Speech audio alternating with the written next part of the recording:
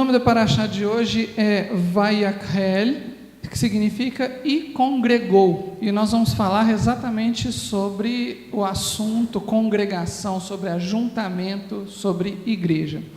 Mas antes de nós tratarmos especificamente sobre isso, eu quero fazer um resumão da paraxá de hoje, mostrando como é que nós chegamos à paraxá de hoje, desde os 10 mandamentos, que na verdade são 10 palavras, porque ele não começa com um mandamento.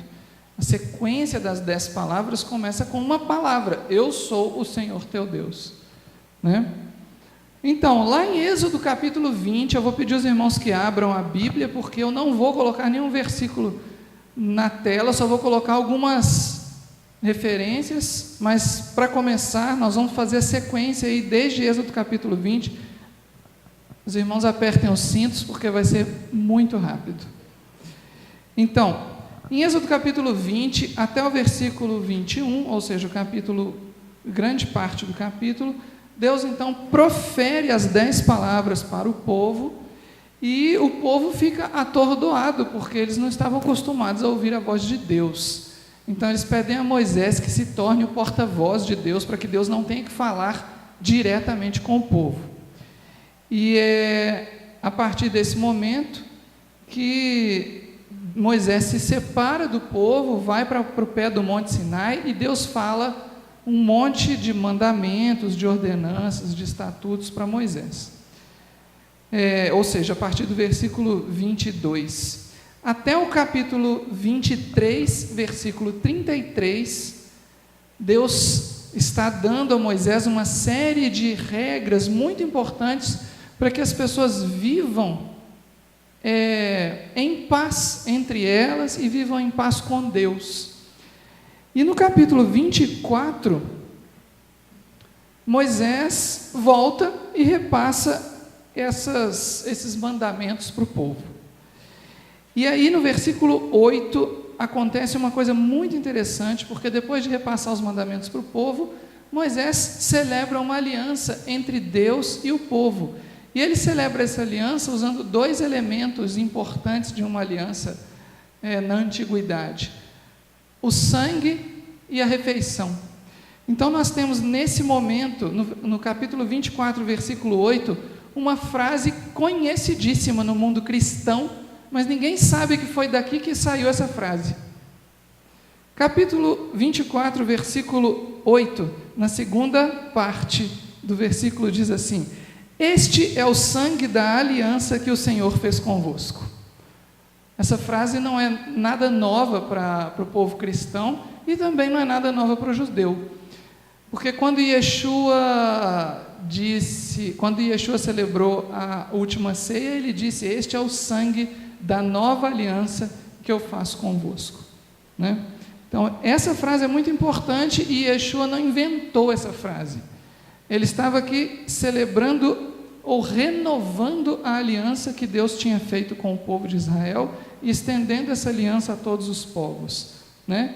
E uma cena lindíssima que acontece nesse capítulo 24 é a refeição, ou jantar, ou almoço, eu já não sei se foi de dia ou de noite, mas a refeição que Deus faz junto com 70 anciãos do povo.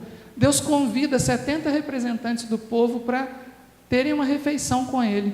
Versículos 9, 10 e 11 acontece isso. E nessa cena linda, Moisés descreve aqui como é que as pessoas viram Deus. Viram, no versículo 10, e viram Deus de Israel, sob cujos pés, ou seja, debaixo dele, tinha um piso, uma pavimentação de pedra, de safira, que se parecia com o céu na sua claridade. Então vocês imaginem um piso da cor do céu ao meio-dia. E isso era o piso de onde eles estavam jantando, né? Bom, nos capítulos, melhor dizendo, no final do versículo 24, Deus chama de novo Moisés para o monte, só que agora Deus chama Moisés para o topo do monte: vem aqui para cima, porque agora eu quero conversar com você. Já que o povo não queria conversar diretamente com Deus, então Deus chamou Moisés para ter uma conversa em particular com ele. E lá no alto do monte, a partir do capítulo 25 até o capítulo 31, Deus mostra para Moisés ele mostra mesmo. Olha lá, versículo 25, versículos 8 e 9, diz assim: e me farão um santuário para que eu possa habitar no meio deles, segundo a tudo o que eu te mostrar, para o modelo do tabernáculo e para o modelo de todos os seus móveis, assim o fareis. Então Deus não só explica para Moisés como é para fazer o tabernáculo, mas ele mostra para Moisés. Ele leva Moisés para algum lugar onde tem um tabernáculo, onde tem os móveis do tabernáculo, e ele mostra: olha, Moisés, eu quero desse jeito aqui, ó, o tabernáculo é assim, a arca é desse jeito, a mesa é assim, o candelabro é assim, e ele mostra para Moisés, pessoalmente, até o capítulo 31. No capítulo 31, acontece a tragédia, no capítulo 31 não, no capítulo 32, acontece aquela tragédia, que é o bezerro de ouro. E aí, ainda entre os capítulos 25 e 31, Deus escreve aquelas 10 palavras em tábuas de pedra. Lembra que Deus tinha falado as 10 palavras para o povo? Agora Deus escreveu as 10 palavras em tábuas de pedra. No capítulo 32, então, acontece a tragédia, que é o bezerro de ouro, e aí Moisés fica nervoso, quebra as tábuas da lei, e Deus passa a ter o desejo de destruir aquele povo, mas Moisés intercede, e Deus acaba reconsiderando, e acontece uma coisa muito importante no capítulo 33, versículo 13, em que Moisés pede para Deus: olha, o Senhor reconsiderou, mas eu preciso que o Senhor me mostre o teu caminho. Algumas semanas atrás nós vimos aqui numa pregação que quando Moisés diz: eu quero que me mostre o teu caminho, e Deus depois responde Moisés, Deus atende essa oração de Moisés, esse pedido. Quando Deus mostra para Moisés o caminho dele, ele estava mostrando nada mais, nada menos que o próprio Yeshua, porque Yeshua disse: eu sou o caminho, a verdade e a vida, e ninguém vem ao Pai senão por mim. Além disso, existem textos ao longo de todo o Antigo Testamento que mostram que o caminho é a palavra de Deus, e a palavra de Deus, ela é personificada no Messias. Então Moisés, quando pede a Deus para mostrar para ele o caminho, no capítulo 33, versículo 13, Moisés estava falando de Yeshua, ou seja, do Messias. No capítulo 34, então Deus chama Moisés de novo para subir o monte. Lembra que Moisés tinha descido para resolver o problema lá do bezerro de ouro, e aí ele ficou muito nervoso e quebrou as tábuas da lei, né? Então Deus chama de novo Moisés para subir o monte e reescreve as tábuas da lei, confirma a aliança e repete algumas ordenanças. Depois disso, Moisés desce do monte Sinai de novo, porque ele ficou lá muito tempo, e aí acontece um fenômeno que o povo não estava muito preparado para perceber, para observar. Moisés desce com o rosto resplandecente, no final do capítulo 34. Aconteceu uma tradução errada desse trecho aqui, no século IV, e onde a Bíblia aqui diz que Moisés tinha raios de luz saindo do seu rosto, um tradutor lá no século IV disse que havia chifres de luz saindo do rosto de Moisés, porque o raio tem a mesma forma de um chifre. Então, durante a Idade Média toda, Moisés foi representado no mundo cristão como um homem com 2 chifres.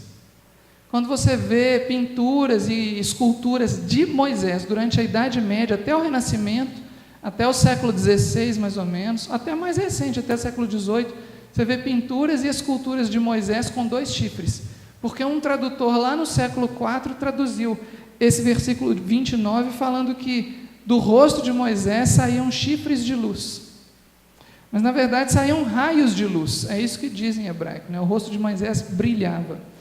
Então, houve um equívoco na história aí, e felizmente lá no século XVIII, João Ferreira de Almeida conseguiu XVII, aliás, conseguiu corrigir esse equívoco e traduziu direito para português. Lutero também, no século XVI, traduziu direito. Não tem nada de chifre de luz, são raios de luz. E aí começa a nossa paraxá, capítulo 35. Paraxá Vayakhel. Essa paraxá vai do capítulo 35 até o capítulo 38, versículo 20. O que acontece nessa paraxá? Em suma, primeiro, Moisés relata ao povo tudo o que Deus disse lá no monte. Agora que já abaixou a poeira do bezerro de ouro, Deus já reescreveu as tábuas da lei, né? Deus já confirmou de novo a aliança que ele fez, porque lembra que o bezerro de ouro veio depois daquele jantar que os 70 anciãos tiveram com Deus. É muito doido a gente imaginar isso, né? Os 70 anciãos vão lá no pé do monte, tem um jantar ou um almoço, tem uma refeição com o próprio Deus, eles veem Deus, e eles se assentam num lugar onde o piso é igual o céu do meio-dia. A gente não conhece um lugar desse. E depois disso, eles ainda têm a coragem de pedir a Arão para fazer um bezerro de ouro. A gente não pode nem julgar essas pessoas, porque o que nós faríamos no lugar deles, né? A gente não sabe o que nós seríamos capazes de fazer no lugar deles. Bom, então, depois que a poeira baixa e Moisés sobe de novo no monte, Deus reescreve as tábuas da lei, confirma a aliança, aí Moisés chama o povo, ele desce do monte, chama o povo e fala para o povo, agora sim ele fala para o povo tudo o que Deus tinha mostrado para ele no monte, fala para o povo tudo o que Deus tinha falado para ele no monte. E de tudo que Deus tinha falado para ele no monte, o que havia de mais substancial, ou seja, o maior texto, a maior fala de Deus era a respeito de uma coisa que o povo não conhecia, mas que o povo ia vir a conhecer agora, chamada tabernáculo. Agora o povo fica sabendo que eles iam ter que construir um tabernáculo. O que vem a ser um tabernáculo, né? Então Moisés vai explicar para o povo, olha, eu estive lá no monte por 40 dias e Deus me explicou que ele me explicou e me mostrou um modelo do que ele quer que a gente construa para ele, porque ele quer habitar em nós através desse tabernáculo. E aí Moisés fala para as pessoas, olha, para construir esse tabernáculo nós vamos precisar de ofertas, vamos precisar de tudo que vocês tiverem de ouro, tudo que vocês tiverem de estofo, tudo que vocês tiverem de linho, e tudo que vocês tiverem de peles de animais, todas as riquezas de vocês vão ter que trazer, de todas as riquezas, não é para trazer todas as riquezas, mas é para trazer de todas as riquezas um pouco, para nós construirmos um tabernáculo para Deus, ou seja, uma tenda para Deus, uma tenda para que Deus possa habitar em nós. E aí o povo começa a trazer ofertas, e lá no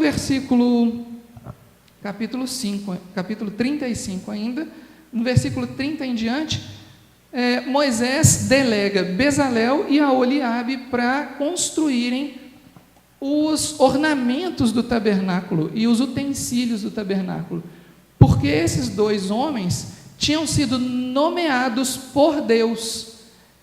Aqui, Deus, lá no capítulo 31, Deus tinha falado para Moisés, eu chamei Bezalel e Aholiabe pelo nome, eu quero esses dois homens construindo os utensílios e os adornos do meu tabernáculo.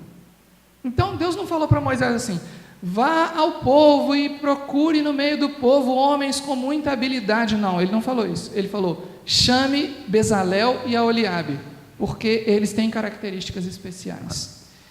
Bom, e aí depois disso, eles juntam mais um tanto de pessoas habilidosas para ajudarem Bezalel e Aholiabe a concluírem o trabalho deles, porque eles iam ser, na verdade, os chefes dos artífices, eles não iam ser os únicos artífices.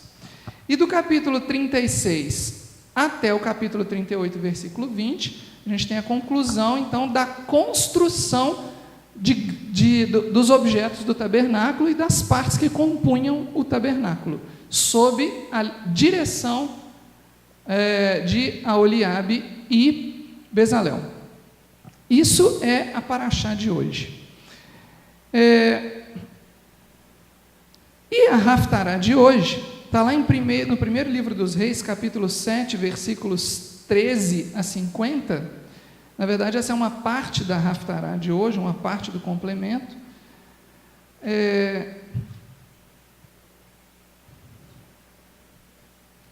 Nesse trecho, Salomão busca um artífice para dirigir a construção dos adornos e dos utensílios do templo. Observem que não é o mesmo caso que aconteceu com Moisés, né? Moisés já tinha os nomes dos 2 artífices que dirigiriam a construção do tabernáculo. Aqui Salomão teve que procurar, mas ele procurou uma pessoa que tivesse exatamente as mesmas características de Bezalel e Aholiabe séculos antes. Ou seja, ele se baseou não só no padrão do tabernáculo para construir o templo, mas ele também se baseou no padrão operacional da construção do tabernáculo para criar um padrão operacional para a construção do tabernáculo, do templo em Jerusalém, entenderam? O mesmo processo de construção lá do tabernáculo, ele aplicou na construção do templo de Jerusalém. Bom, isso é um resumão da Paraxá. Eu não vou me deter mais na Paraxá por enquanto. Eu quero ir com vocês agora para um complemento no Novo Testamento, que está no livro, na primeira carta de Paulo aos Coríntios, capítulo 3. E aí nós vamos nos deter bastante tempo.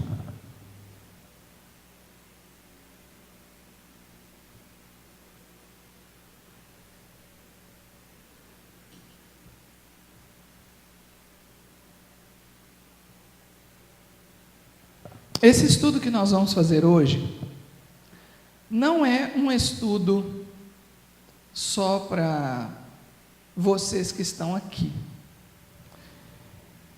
Aparentemente, a princípio, ele é um estudo para líderes, mas também não é um estudo só para líderes.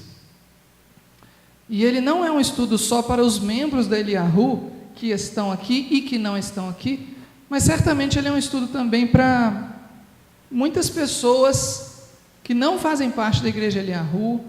Eu diria que ele é um estudo que atingiria muita gente em todo o corpo de Cristo, espalhado pela terra, por causa das palavras que estão escritas na Bíblia e que eu vou hoje trazer à tona aqui com os irmãos. Nós vamos ler, e tem coisas seríssimas sendo tratadas, que vão ser tratadas aqui hoje, e que estão conectadas a essa paraxá que nós resumimos agora há pouco. Vamos dar uma lida então, na primeira carta de Paulo aos Coríntios, capítulo 3, versículos 10 a 17. Diz assim: segundo a graça de Deus que me foi dada, lancei o fundamento como prudente construtor, e outro edifica sobre ele.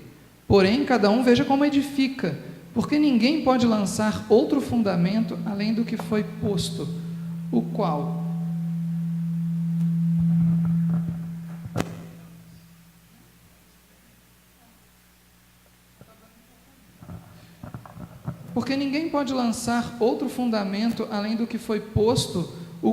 é Jesus Cristo.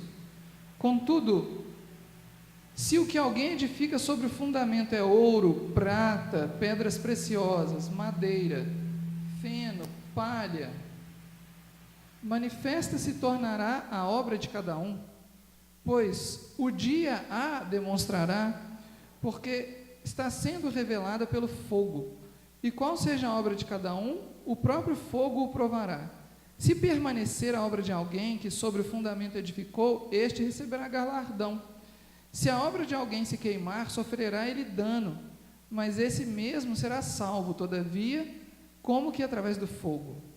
Não sabeis que sois santuário de Deus, e que o Espírito de Deus habita em vós? Se alguém destruir o santuário de Deus, Deus o destruirá, porque o santuário de Deus, que sois vós, é sagrado. Nós estamos muito acostumados a ler esses 2 últimos versículos interpretando esses 2 versículos como que Paulo estivesse dizendo para cada um de nós que cada um de nós é santuário de Deus e que o Espírito de Deus habita em nós e que nós não podemos destruir o nosso corpo, porque o nosso corpo é templo do Espírito Santo. Mas, lendo o contexto, embora essa aplicação não seja incorreta, na minha opinião, e mesmo porque há outros textos da própria Bíblia que nos sugerem que o nosso corpo é o templo do Espírito Santo e que nós devemos cuidar do nosso corpo, porque por ele ser o templo do Espírito Santo. Apesar disso, lendo o contexto, especificamente neste trecho, eu não entendo que o apóstolo Paulo esteja falando, eu não entendo que a interpretação principal desses 2 versículos se refira a pessoas individuais, mas eu entendo, na verdade, não acho, eu tenho certeza, que esses 2 versículos estão se referindo a uma pessoa coletiva, quase como uma pessoa jurídica, mas não está falando de pessoa jurídica. Já vou esclarecer que nós não estamos falando de pessoa jurídica, nós estamos falando aqui de um coletivo. Quando Paulo está falando de destruir o santuário, ou de construir o santuário, porque o santuário de Deus sois vós, ele não está falando de que cada um é um santuário, ele está falando que todos juntos sois um santuário, é disso que ele está falando. Ele não está falando de vários santuários, ele está falando de um santuário, e esse santuário é o coletivo de todas as pessoas que receberam o Mashiach como seu Salvador. Obviamente isso não tem um CNPJ, né, gente? E também não é uma pessoa individualmente. Mas por que eu estou explicando isso? Porque quando nós estamos falando aqui de santuário de Deus, nós estamos fazendo de alguma maneira uma comparação, aliás, Paulo, né, está fazendo uma comparação entre o coletivo das pessoas que receberam Yeshua como seu Salvador e aquele tabernáculo que Deus mostrou para Moisés lá no alto do Monte Sinai. Existe um tabernáculo que não está acessível ao toque da mão humana, que Deus mostrou para Moisés. Deus levou Moisés lá e mostrou para ele.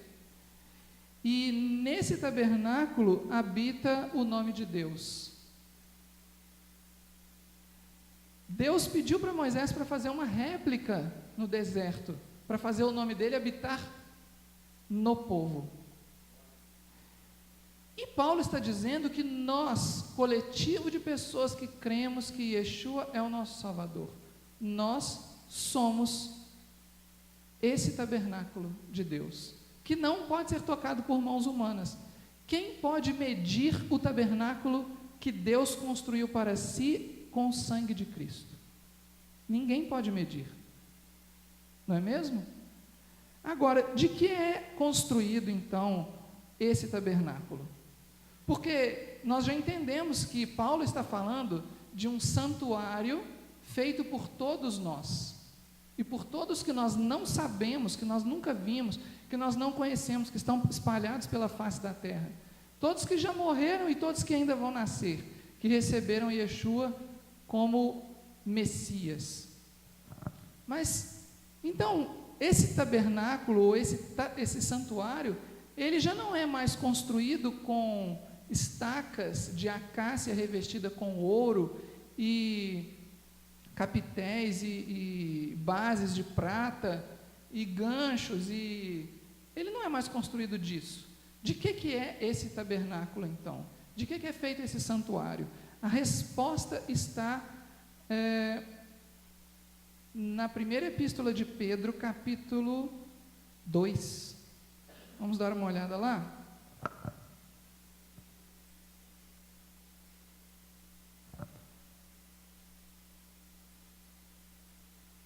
Na primeira epístola de Pedro, capítulo 2, versículos 4, ou melhor, versículo 5.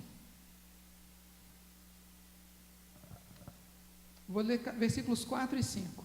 Diz assim: chegando-vos para ele a pedra que vive, ele e Yeshua, tá? A pedra que vive, rejeitada, sim, pelos homens, mas para com Deus eleita e preciosa, também vós mesmos, como pedras que vivem, sois edificados casa espiritual para ser de sacerdócio santo. Então Deus nos usa, cada um de nós, não como um tabernáculo ou como um templo, mas Ele usa cada um de nós como uma pedra em um templo do qual nós fazemos parte. Nós não seremos templos sem uns aos outros, percebem? E existe uma pedra principal nesse templo que é Yeshua, que ele cita no versículo 4, e que o apóstolo Paulo também enfatiza lá no livro de Efésios. Vamos voltar então lá no capítulo em 1 Coríntios, na primeira epístola de Paulo aos Coríntios, capítulo 3, versículo 11, porque aí nós temos uma pergunta: se cada um de nós é uma pedra que é usada por Deus para edificar esse santuário, o que é então que está debaixo de nós como alicerce dessas paredes e dessa laje? O que é que está então suportando-nos para ficarmos de pé, ajustados? 1 Coríntios, primeira epístola aos Coríntios, capítulo 3, versículo 11, diz assim: porque ninguém pode lançar outro fundamento, ninguém pode lançar outra base, ninguém pode lançar outro alicerce, além do que já foi posto, o qual é Jesus Cristo. Portanto, o que sustenta não só o peso, mas também a forma do tabernáculo, desse santuário de Deus, é Yeshua HaMashiach. Não existe outro alicerce, não existe outra base. Em Efésios capítulo 2, versículos 20 a 22, nós temos um detalhamento a respeito disso. Olha lá, Efésios capítulo 2, versículos 20 a 22, diz assim: Cristo edificados sobre o fundamento dos apóstolos e profetas, sendo Ele mesmo, Cristo Jesus, a pedra angular, no qual todo edifício bem ajustado cresce para santuário dedicado ao Senhor, no qual também vós juntamente estáis sendo edificados para a habitação de Deus no Espírito. Então, Cristo é a pedra angular do fundamento dado pelos apóstolos e pelos profetas. Olha que interessante, lá em Coríntios, Paulo já tinha falado que Cristo é o fundamento, porque ninguém pode lançar outro fundamento além de Cristo. Aqui, Paulo dá um detalhe importantíssimo a respeito desse fundamento. 2 detalhes, aliás. Primeiro, ele diz que Cristo é a pedra angular. Então, Cristo não somente é uma coisa que está por baixo, suportando a forma e o peso do santuário de Deus, mas Cristo, ele é a principal de todas as pedras. Cristo, ele é a pedra de esquina, como deve estar traduzido em algumas Bíblias, porque ele é a pedra que determina onde termina uma parede e começa outra, ele que determina o ângulo, a forma desse santuário. Ele é a pedra sem a qual seria impossível dar o formato que Deus pretende a esse santuário. Para quem nunca viu uma pedra angular, aí tem uma pedra angular, a pedra de esquina. Vocês estão vendo aquela pedra maior que está bem na quina ali? Isso é uma pedra angular. Vocês imaginem o que aconteceria com esse muro se a gente tira aquela pedra angular. O que acontece com ele? Ele desaba, não desaba? Cristo representa para o santuário de Deus exatamente o mesmo que essa pedra representa para essas paredes aí. Bom, já sabemos então o que nós somos nesse santuário e o que Cristo é nesse santuário. E aí vem uma pergunta: quem constrói esse santuário? Muito interessante, porque o apóstolo Paulo dá uma resposta inesperada para essa pergunta. Eu teria outra resposta, mas Quem sou eu perto do apóstolo Paulo? Primeira epístola aos Coríntios, de novo, capítulo 3, versículo 10. Nós vamos voltar muitas vezes aí. Olha o que diz o apóstolo Paulo. Segundo a graça de Deus que me foi dada, lancei o fundamento como prudente construtor. Portanto, quem constrói esse tabernáculo, eu vou trocar de microfone, tá? Esse aqui está falhando.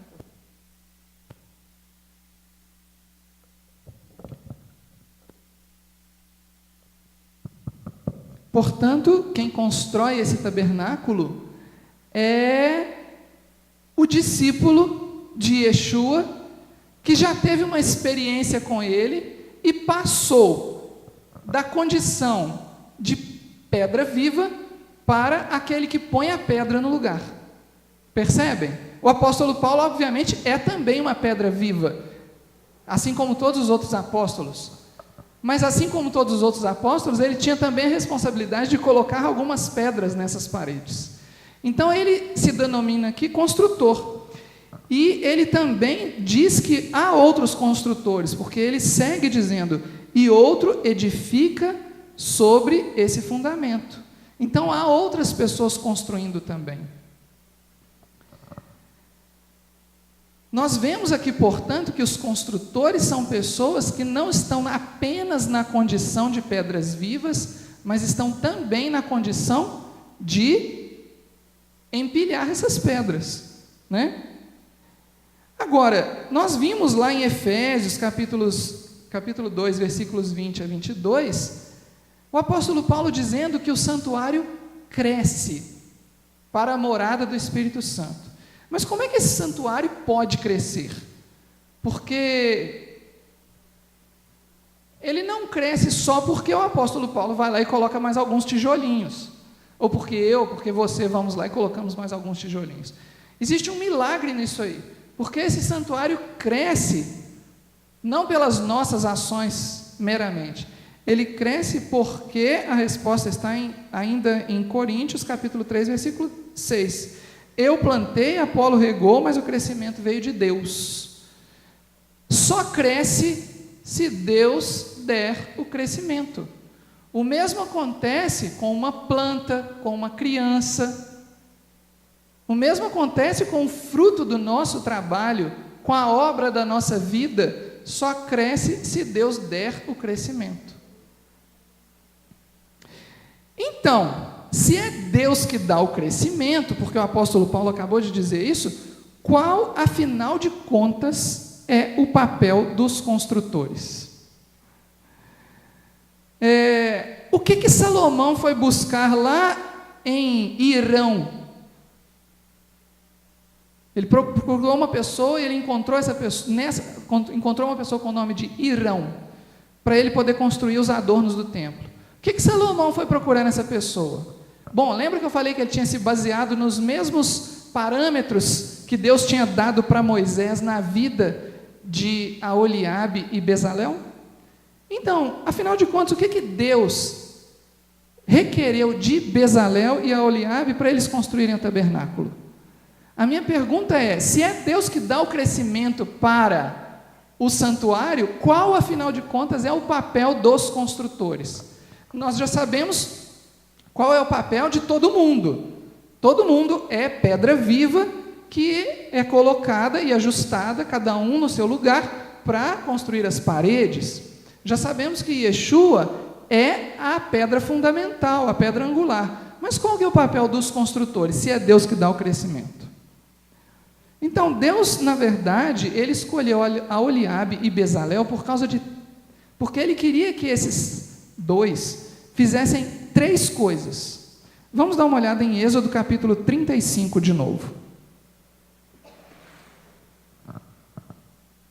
Versículos 32 a 34.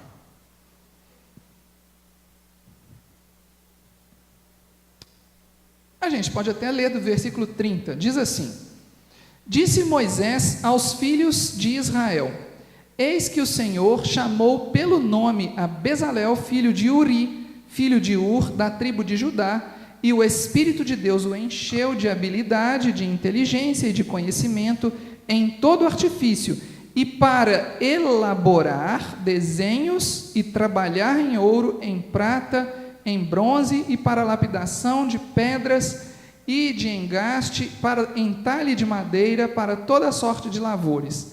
Também lhe dispôs o coração para ensinar a outrem, a ele e a Oliabe, filho de Aizamaque, da tribo de Dan. Bom, o que nós temos aí então? Nós temos 3 requerimentos nos versículos 32 a 34. 32 começa já com 2 requerimentos. Deus requereu de Aholiabe e Bezalel: 1, elaborar desenhos. 2, trabalhar. E lá no versículo 34, no meio do versículo, ele requer mais uma coisa: ensinar. Então, esses construtores do tabernáculo, os chefes da construção do tabernáculo, tinham 3 papéis. Primeiro papel, elaborar desenhos. Segundo papel, trabalhar os objetos. Terceiro papel, ensinar os outros. O que quer dizer elaborar desenhos? Bom, nada mais, nada menos que sonhar. Porque Deus tinha dado palavras para Moisés e modelos para Moisés. Mas ele instruiu esses homens para elaborar desenhos. E a elaboração de desenhos envolve a criação. Então eles tinham não só eles tinham um modelo principal, mas eles tinham também uma cooperação nesse trabalho de construção. Eles tinham que fazer algo que Deus tinha dado para todo ser humano na criação. Lembra que Deus criou o homem à sua imagem e semelhança? O que quer dizer imagem e semelhança? Imagem, em primeiro lugar, quer dizer imagem, ponto final. Ou seja, de certo modo, nós podemos presumir que quando Deus aparece para a gente, Ele aparece com uma cabeça, 2 olhos, um nariz, uma boca, 2 orelhas, 2 braços, 2 pernas. É ou não é? Quando Ele apareceu aqui em carne e osso, não foi isso que aconteceu? Quando Deus fez a sua palavra se transformar em carne e fez a sua divindade habitar completamente em um ser humano, Ele fez exatamente o que Ele provou que lá em Gênesis, no início, Ele tinha criado o ser humano à semelhança dele. Porque pensa bem, na verdade não foi Yeshua, né? Quem existe primeiro, Yeshua ou toda a humanidade? Yeshua veio primeiro. Então, na verdade, foi a humanidade que foi criada à semelhança, ou melhor, foi a imagem do ser humano é uma cópia da imagem de Yeshua. Quando a palavra de Deus se fez carne e habitou entre nós, ou seja, quando nasceu Yeshua, Yeshua não nasceu imitando a forma de um ser humano. Aquela é a forma de Yeshua. O ser humano é que é uma imitação da forma de Yeshua, entendem?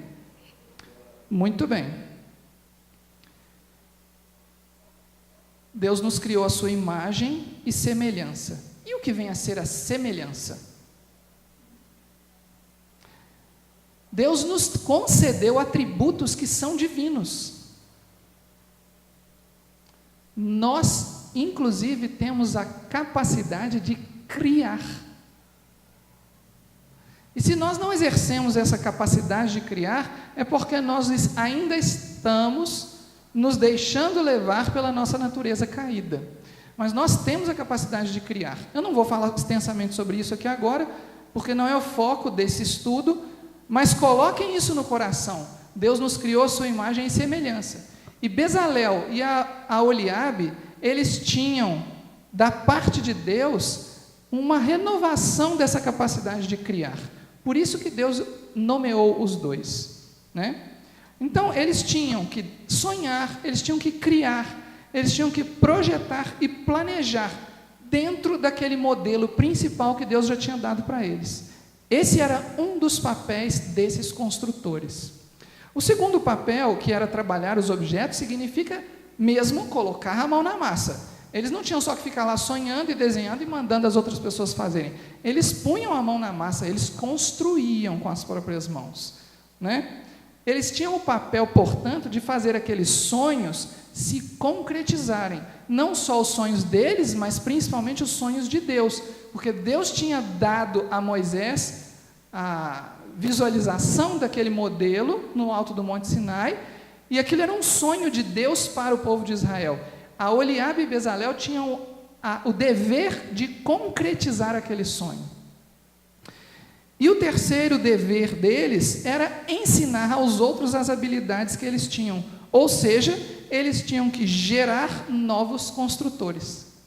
Quando Moisés junta um monte de homens habilidosos e coloca na frente de Bezalel e Oliabe, aquele monte de homens habilidosos, eles tinham que receber instrução de Bezalel e Oliabe. Então, eles tinham que ser também instrutores, professores, eles tinham que ensinar. São essas as três funções de um construtor no santuário de Deus, do qual nós fazemos parte como pedras vivas. Então, hoje, se nós temos no nosso meio pessoas que poderiam ser categorizadas como construtores, como o apóstolo Paulo se nomeou construtor, né? Nós podemos ter outros aqui construtores, vários. Essas pessoas que estão, essas pedras vivas que estão também exercendo o papel de construtores, elas têm que acompanhar esse exemplo de Bezalel e Oliabe. Só que esse exemplo deles significa para nós não apenas o que nós devemos fazer, mas significa também o que nós temos de ser.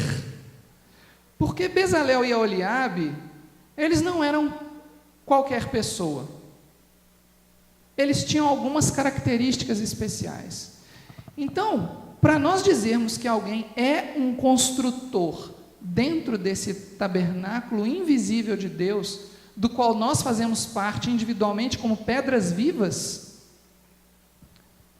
e coletivamente enquanto tabernáculo, enquanto santuário, se algumas dessas pedras vivas passam à categoria de construtores, essas pedras vivas não apenas têm um dever a cumprir, que são essas três tarefas, mas elas também, para que elas venham a cumprir essas três tarefas, elas têm de compartilhar com Bezalel e Oliabe três características.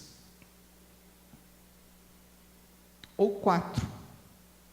Vamos dar uma olhada em Êxodo ainda, capítulo 35, agora os versículos 30 a 31. No versículo 30, tem a primeira característica.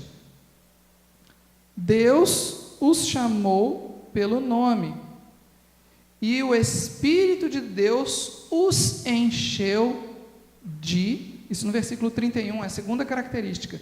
Primeira, Deus os chamou. Segunda, o Espírito de Deus os encheu. São duas características. Essa segunda se desdobra. Os encheu de quê? Habilidade, inteligência e conhecimento. Bom, agora vamos refletir um pouco sobre essas três palavras. O que é habilidade? Lembra que eles são ali chefes da construção do tabernáculo. O que é habilidade nesse contexto? É a capacidade de manipular coisas, certo? Sabe, uma pessoa assim que não tem habilidades, assim, uma pessoa que não tem habilidade, pega um copo, e aí só de olhar para o copo quebra, né? São uma pessoa com poucas habilidades, uma pessoa desastrada, né? Bom, eles não eram assim. Eles eram pessoas que, de modo geral, claro que eram pecadores, como nós, né? Mas eles eram pessoas que, de modo geral, não sairiam quebrando as coisas conforme eles passassem pelo caminho. É o contrário, eles tinham a habilidade de construir, eles tinham a habilidade de unir os pedacinhos para fazer uma coisa grande. Eles tinham a habilidade de fazer coisas refinadas, sabe? Eles eram um tipo de profissão que nem existe hoje mais, ou existe muito pouco. Vocês já ouviram falar da profissão melindreiro? Melindreiro é o artesão que faz melindres. E melindre, apesar da palavra ter uma conotação hoje muito esquisita, né? Uma pessoa melindrosa é uma pessoa que vive em carne viva, que toda hora se aborrece, que a gente não consegue conversar com a pessoa e tal. Mas não é. O melindroso é um objeto sensível, um objeto delicado. E melindre é aquilo de que é feito o objeto. Uma obra de artesão, um brinco de ouro do século XIX, feita ali manualmente, sem nenhuma máquina, porque ele não tinha máquina. E aquilo ali, só de você olhar, ele amassa, né? E aquilo é um melindre. Quem fez aquele brinco não é só um ourives, simplesmente, mas ele é um melindreiro. Entenderam? Então, Bezalel e Aholiabe eram melindreiros, porque eles tinham essa competência de fazer, de fazer coisas refinadas, delicadas, né? E eles não eram pessoas desastradas, eles tinham habilidade, capacidade de manipular coisas, de pegar, de fazer, sem destruir tudo. Outra coisa que eles tinham, inteligência, que o Espírito Santo deu para eles. O que é inteligência nesse contexto? É a capacidade de entender o funcionamento das coisas. Então, eles não tinham só a capacidade de pegar o ouro bruto e transformá-lo em uma maçã para colocar, ou em uma romã para colocar lá no candelabro de ouro que ia ficar no tabernáculo. Eles precisavam entender como que fazia para transformar o ouro bruto em romã, certo? Eles não tinham só que ter uma mão boa que não fosse desastrada, eles tinham que entender do ouro, eles tinham que entender do cobre, eles tinham que entender do bronze e mais, eles tinham que entender de tecelagem, eles tinham que entender de curtir couro, eles tinham que entender de muita coisa. Então eles eram pessoas entendidas, inteligentes, que tinham a capacidade de entender como que as coisas funcionam, como derrete o ouro, como funde o ouro, como molda o ouro, como dá o polimento no bronze e assim por diante. E o terceiro item do qual o Espírito Santo os encheu foi de conhecimento, ou seja, a capacidade de armazenar informações. Conhecimento é informação. É diferente de entendimento, percebem? Uma coisa é você saber a tabela periódica completa. Outra coisa é você entender a tabela periódica. Eu nem conheço, nem entendo a tabela periódica. Mas existem pessoas que decoram a tabela periódica, tiram nota 10 na prova de química, mas não fazem ideia do que seja cada um daqueles elementos lá. No mundo real, tipo, o que é um tungstênio? Onde é que isso está na natureza? Tem alguém aqui com um pedacinho de tungstênio para me mostrar?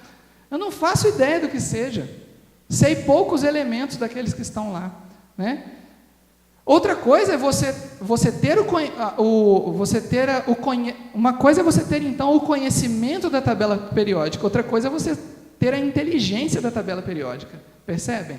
Então eles tinham as três coisas, as habilidades de manipular as coisas, eles tinham a inteligência do funcionamento das coisas e eles tinham o conhecimento das coisas, percebem? Porque Deus deu isso para eles, e isso é necessário para que uma pessoa venha a realizar a tarefa de construtor no tabernáculo de Deus.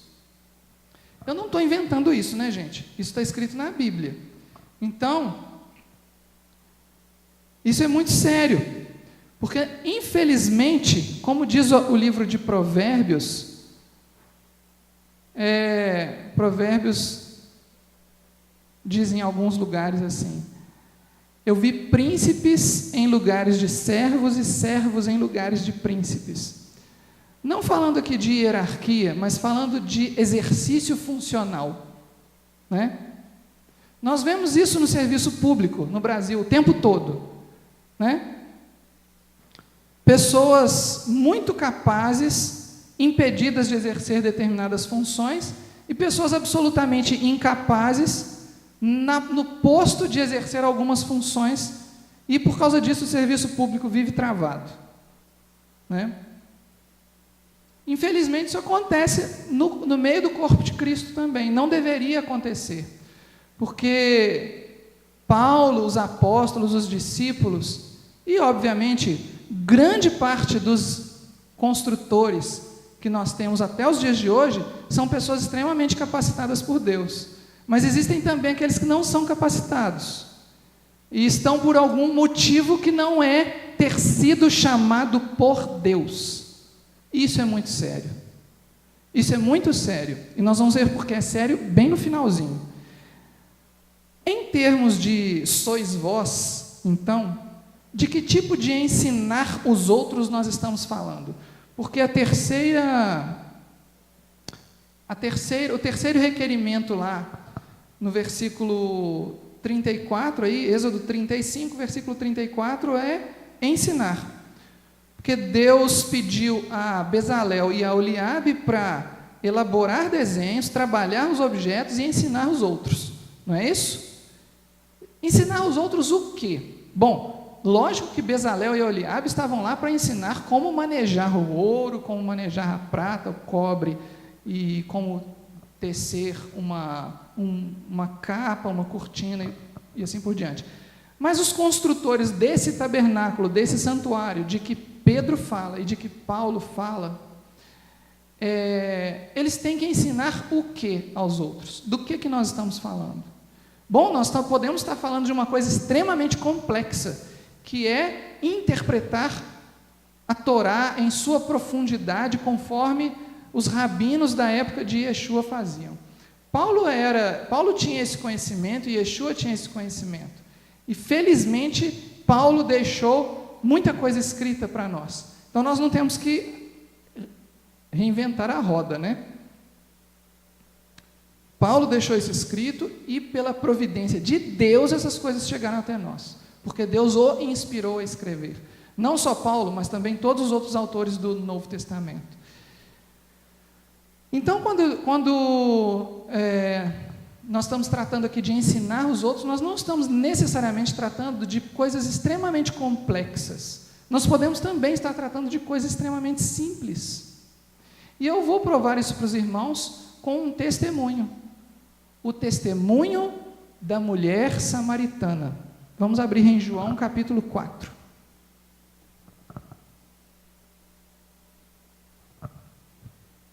Vocês sabem que a mulher samaritana é uma mulher que já tinha tido vários maridos, e ela não tinha conhecimento quase nenhum a respeito da Torá, e nenhum conhecimento a respeito de Yeshua. Ela passou a conhecer Yeshua, porque Yeshua foi lá e teve uma conversa com ela, para a salvação dela e de muitas outras pessoas, né? E assim que ela percebeu que ele era o Messias, que o povo de Israel esperava, lembra que a mulher samaritana era samaritana, que às vezes a gente acha que o nome dela era mulher samaritana, né? Mas o nome dela a Bíblia não diz qual é. Ela era uma mulher de Samaria, ela não era uma mulher de Israel. Portanto, ela era de um país, ou de um povo, que convivia com Israel, eles compartilhavam território até, mas ela não era israelita. Apesar disso, o povo samaritano guardava, eles tinham conhecimento da mesma Torá de Moisés que o povo de Israel. Tá? Isso também é uma longa história, também não vou explicar isso detalhadamente aqui. Só que, então, o povo samaritano conhecia a Torá de Moisés, mas não conhecia os profetas de Israel. E quando Yeshua chegou e começou a conversar com ela, ela percebeu que ele era o Messias que até o povo samaritano estava esperando. Ela percebeu que ele era o Messias do qual a Torá de Moisés falava. Percebem? E ela não esperou mais um minuto para ensinar isso aos outros. Olha lá, João 4, versículo 28 a 30, e depois a gente pula para o 39. Quanto à mulher, deixou o seu cântaro, foi à cidade e disse àqueles homens: vinde comigo e vede um homem que me disse tudo quanto tenho feito. Será este porventura o Cristo? Saíram, pois, da cidade e vieram ter com ele. Versículo 39. Muitos samaritanos daquela cidade creram nele em virtude do testemunho da mulher que anunciara: ele me disse tudo quanto tenho feito. Por causa de uma frase de uma mulher, muitos samaritanos daquela cidade creram em Yeshua. Uma frase. Sabe qual é o ingrediente principal dessa frase? A palavra ele. Porque quando ela disse a palavra ele, vamos lembrar, qual é a classificação gramatical da palavra ele? Ele é um pronome pessoal do caso reto, terceira pessoa do singular, certo? Quando a gente usa um pronome pessoal do caso reto, nós estamos nos referindo a uma pessoa específica ou a várias pessoas específicas. Então, ele, nesse caso, é nada mais, nada menos que Yeshua.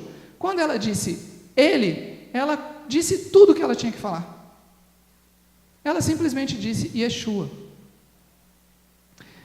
Olha que incrível, por causa de um testemunho, de uma frase contendo a palavra ele, referindo-se a Yeshua, ela salvou várias vidas.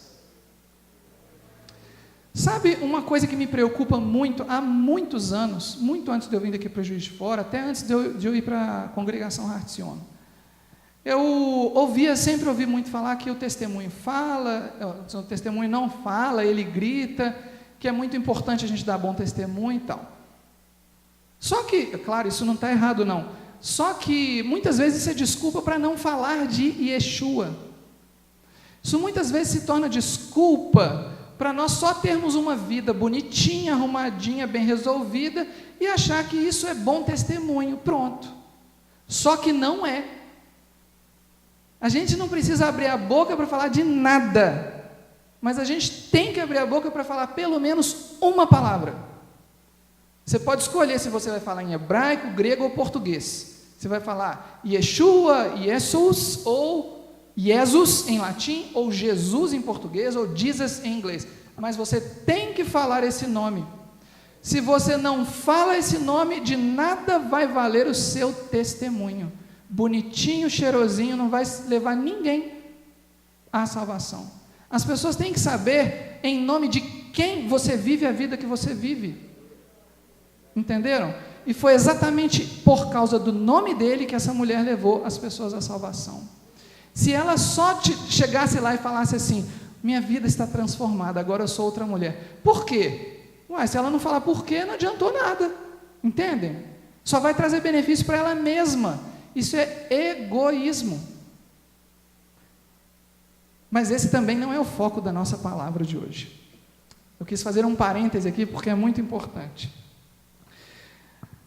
No momento, na verdade, pelo exemplo dessa mulher aqui, no momento em que alguém leva outra pessoa a crer, esse alguém que levou outra pessoa a crer, deixa de ser só uma pedra viva e passa a ser um construtor. Vocês percebem que ela colocou várias pedras no santuário de Deus, com aquela frase curta dela, só dizendo o nome de Jesus? Porque quem dá o crescimento não é o construtor, o poder para o crescimento desse santuário vem de Deus. Não importa quantas pregações maravilhosas nós fizemos, quantos sermões elaborados nós fizemos, quantas homilias, seja lá o que for, quantas pessoas vocês virem operando milagres, isso não trará o crescimento para o tabernáculo de Deus, ou o santuário de Deus. O que traz o crescimento para o santuário de Deus é o próprio Deus. A nossa atuação é fazer o que Bezalel e Eliabe fizeram. Qual que é a nossa atuação? A nossa atuação é elaborar desenhos, nós temos que sonhar, nós temos que criar, planejar. A nossa atuação é o quê? Colocar a mão na massa, ir lá, atuar e transmitir às pessoas a nossa experiência com Deus. Não é a experiência de um pregador de que eu ouvi falar, nem de um livro que eu li. Isso tudo pode enriquecer a minha experiência, mas eu tenho que ter uma experiência, como essa mulher samaritana, né? Teve. Ou seja, ao edificar a fé de alguém, você deixa de ser só mais um tijolo na parede e passa a ser alguém que ajuda a colocar tijolos na parede. Entendem? De certo modo, Deus espera isso de nós. Deus vê a nossa capacidade. Então, tem pessoas que vão construir uma parede inteira, e tem pessoas que vão passar a vida inteira e vão colocar um tijolo. Mas Deus espera isso de nós. Se Ele não esperasse, Yeshua não teria dito: ide por todo mundo e pregai meu evangelho a toda criatura, e todo aquele que crer e for batizado será salvo. Ele não teria dado essa ordenança para todos os discípulos. Ele teria dado essa ordenança para alguns, mas Ele deu para todos. Então agora eu vou fazer algumas perguntas. Primeiro, perguntas para todas as pedras vivas. E eu não vou responder essas perguntas.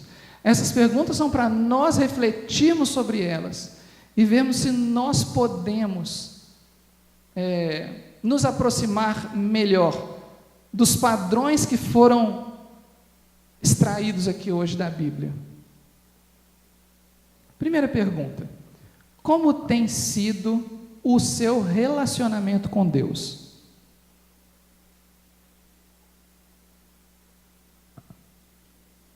Não adianta eu perguntar como tem sido o relacionamento com Deus do meu vizinho, como tem sido o relacionamento com Deus do meu tio, do meu marido, do meu irmão, da minha sogra. Como tem sido o meu relacionamento com Deus? Essa é a pergunta. Segunda pergunta: você tem compartilhado essa experiência com outras pessoas? Ou você está sendo aquele egoísta que guarda tudo só para você e está cheirosinho na sua? Terceira pergunta: caso a segunda pergunta seja uma resposta afirmativa, né? Porque se for negativa, você nem precisa ir para a terceira pergunta. Mas vamos supor que a sua resposta seja positiva para a segunda pergunta.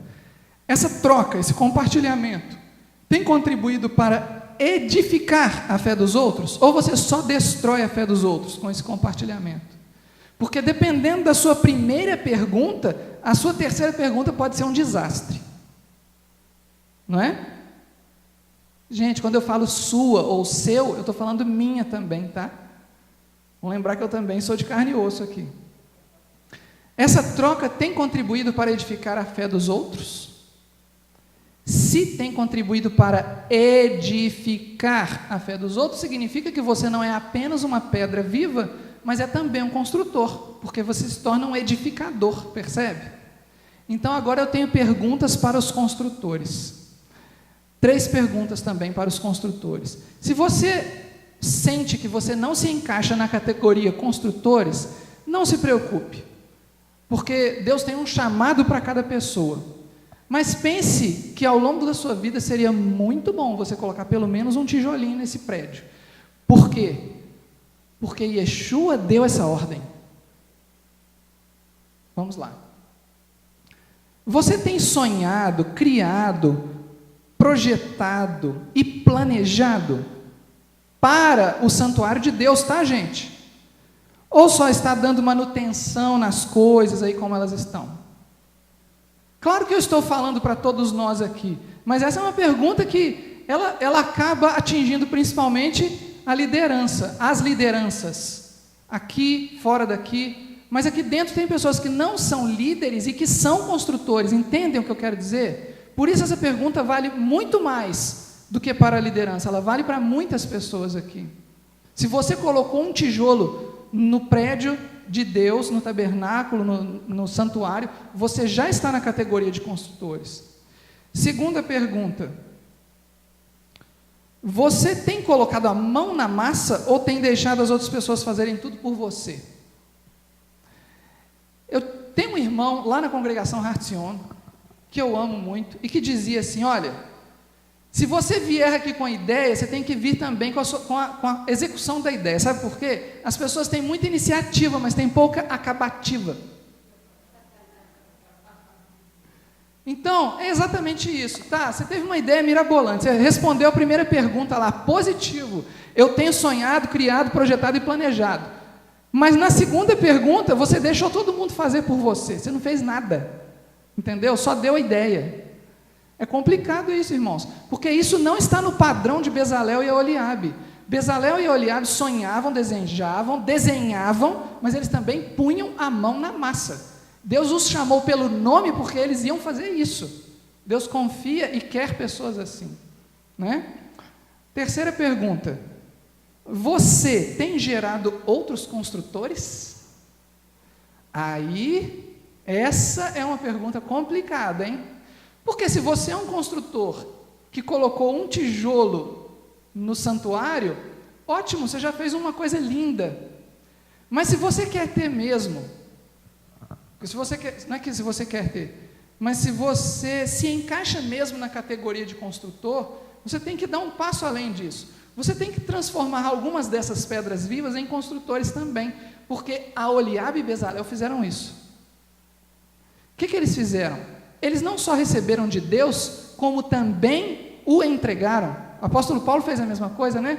Assim como recebi de Deus, também vos entreguei. Então, Bezalel e Aholiabe fizeram isso. Eles ensinaram o que eles sabiam para os outros artífices de Israel, porque se eles não iam construir o templo sozinho, o tabernáculo, eles não iam ter a menor chance de construir o tabernáculo sozinho. Quem constrói uma casa sozinha? Quem bate laje sozinho? Tem jeito? Só se você tiver um caminhão lá, daqueles que giram concreto e faz tudo sozinho. Mesmo assim não faz sozinho, né? Precisa de gente para guiar. Então, você tem gerado outros construtores através dos seus relacionamentos? Ou você ainda pensa que ninguém mais é capaz de fazer o que Deus confiou para você? Só você tem condições de fazer isso. Isso aqui já é uma pergunta advanced, né?